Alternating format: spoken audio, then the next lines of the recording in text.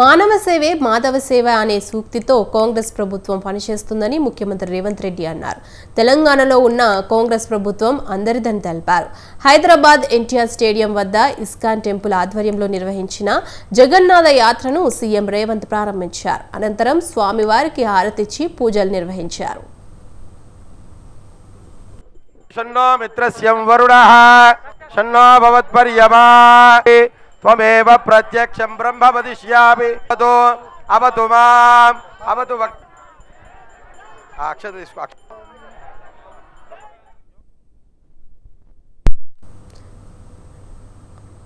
సర్వ మతాలకు ప్రాధాన్యమిస్తామన్న సీఎం రేవంత్ అన్ని మతాలకు చెందిన భక్తులకు తగిన సౌకర్యాలు కల్పించడం తమ బాధ్యతని అన్నారు. రాష్ట్రం శాంతి సౌకర్యాలతో సుభిక్షంగా ఉండాలని ఆకాంక్షించారు. జగన్నాథుడి శోభాయాత్రను మన రాష్ట్రంలో తెలంగాణలో హైదరాబాద్ నగరంలో కార్యక్రమాన్ని తీసుకోవడాన్ని తెలంగాణ రాష్ట్ర ప్రభుత్వం స్వాగతిస్తున్నది. ఈ కార్యక్రమంలో పాల్గొన్న భక్తులందరికీ మనస్ఫూర్తిగా తెలంగాణ రాష్ట్ర ప్రభుత్వం తరఫున శుభాకాంక్షలు తెలియజేస్తున్నాం. ఈ ప్రభుత్వం అందరిది.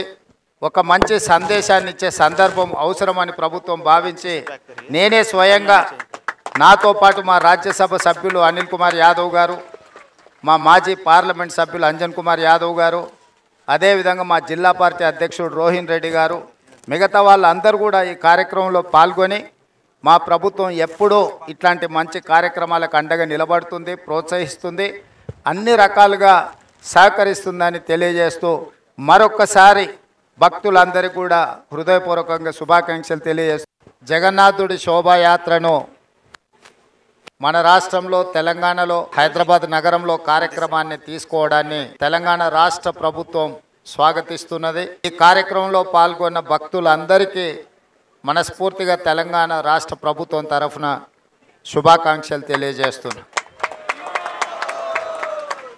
ఈ ప్రభుత్వం అందరిది. ఒక మంచి సందేశాన్ని ఇచ్చే సందర్భం